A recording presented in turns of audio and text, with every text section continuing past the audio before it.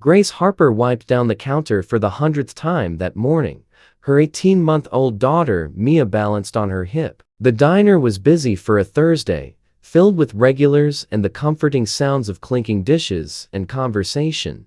"Grace, you can't keep bringing her to work," her manager had said that morning. "Find childcare." But childcare cost more than Grace made in tips most days. Her babysitter had canceled last minute, and she couldn't afford to miss a shift. So here she was, serving coffee with one hand while holding her baby with the other. Mia was being good today, thank God. She played with Grace's name tag and watched the customers with curious brown eyes. The regulars knew them both, often slipping Grace an extra dollar or cooing at Mia. That's when he walked in. Grace noticed him immediately because everyone did. The man was probably in his late 50s, with silver hair and a bearing that suggested he was used to better establishments than Betty's Corner Diner. His suit probably cost more than Grace's monthly rent. He carried a leather briefcase and wore a watch that caught the light. He took a seat at the counter, right in front of where Grace was working. She shifted Mia to her other hip and grabbed a menu. "Good morning. Coffee, please?" Black. His voice was deep, businesslike. He didn't look at her, already pulling papers from his briefcase. Grace poured his coffee, trying to keep Mia from grabbing the pot. The baby had started reaching for everything lately. "What can I get you?" "2 eggs, scrambled, wheat toast." "That's all. Coming right up."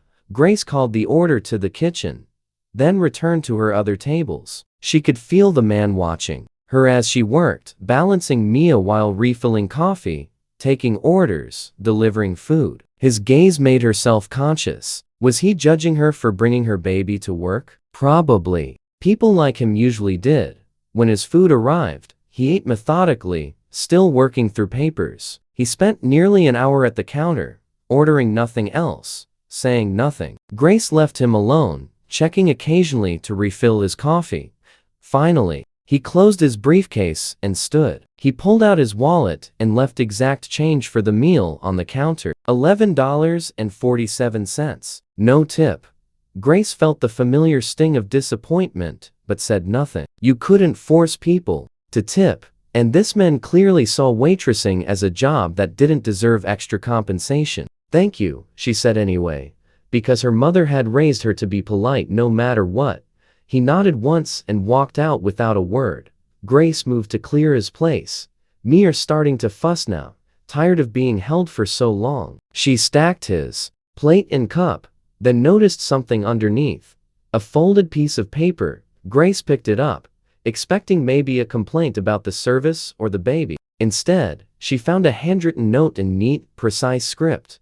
"I watched you work for an hour. You never complained, never put your daughter down carelessly, never gave less than your full attention to each customer despite your obvious exhaustion. You smiled even when that man was rude about his eggs. You thanked me even though I left no tip. This is real strength. This is real grace. Your daughter is lucky to have you." The envelope in my briefcase that I accidentally left under the newspaper contains something that might help. It's at table 6. Consider it an investment in someone who clearly understands the value of hard work. Grace's hands trembled as she read it twice more. Then she looked at table 6. Sure enough, partially hidden under the newspaper he'd been reading, was a manila envelope. Her heart pounding, Grace carried Mia over and picked it up. It was sealed, with just her name written on the front. For Grace. She opened it in the back room, away from curious eyes. Inside was a check for $50,000. Grace sat down hard on a milk crate, staring at the numbers. $50,000. More money than she'd seen in her entire life. There was also a business card and another note. This is not charity. This is an investment. I started with nothing and someone gave me a chance once. I'm giving you one now. Use this to get childcare, to finish your education, to build something better for you and your daughter. When you're successful, pass it on to someone else who needs a chance. Call the number on the card when you're ready to discuss your future. No strings attached. No repayment expected. Just a belief that good people deserve good opportunities. The card read, Thomas Brennan, CEO, Brennan Industries. Grace cried in that back room, holding Mia close, the check clutched in her shaking hand. She'd heard of Thomas Brennan. Everyone had. He was a billionaire who'd built a manufacturing empire from nothing. She'd never imagined he ate at diners like this, let alone that he'd been watching her.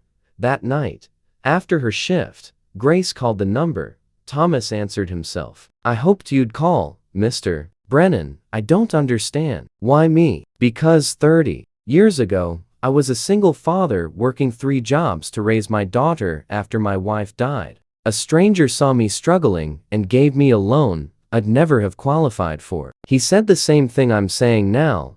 Pay it forward when you can. I built my company with that loan. Now, it's my turn to be that stranger. I don't know what to say. Say you'll use it wisely. Say you'll give your daughter the life you've been fighting to build. Say that someday, when you're successful, you'll help someone else. I will. I promise." Thomas kept in touch over the years. The money let Grace quit the diner and enroll in business school. She found proper childcare for Mia. She studied accounting, discovering she had a talent for numbers and finance. 4 years later, she graduated top of her class. Thomas offered her a job at Brennan Industries, but Grace had other plans. She wanted to start her own financial consulting firm, helping small businesses manage their money. Thomas invested in her startup. 10 years after that morning in the diner, Grace's firm employed 30 people. She specialized in helping struggling businesses find financial stability,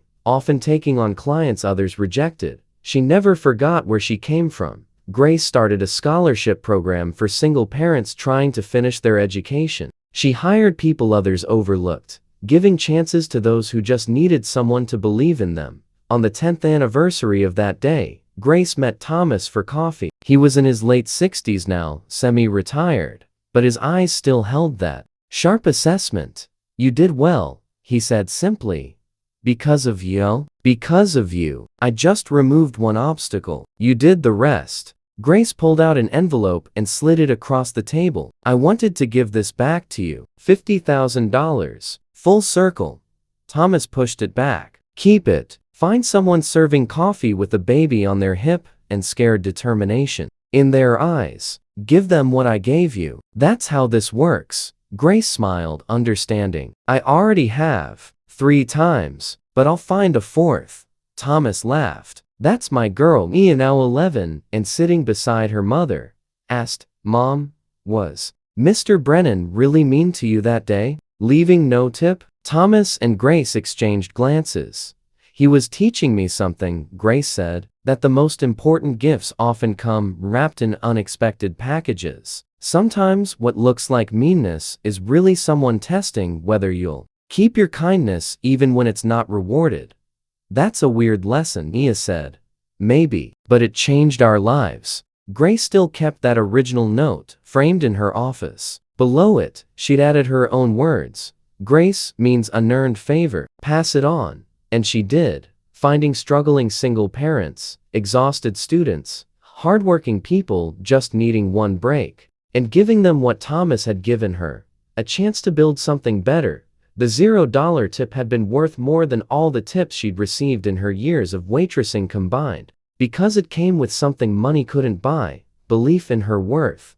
If this story inspired you, please like, share, and subscribe for more tales of unexpected generosity. Comment below about a time someone's hidden kindness changed your path.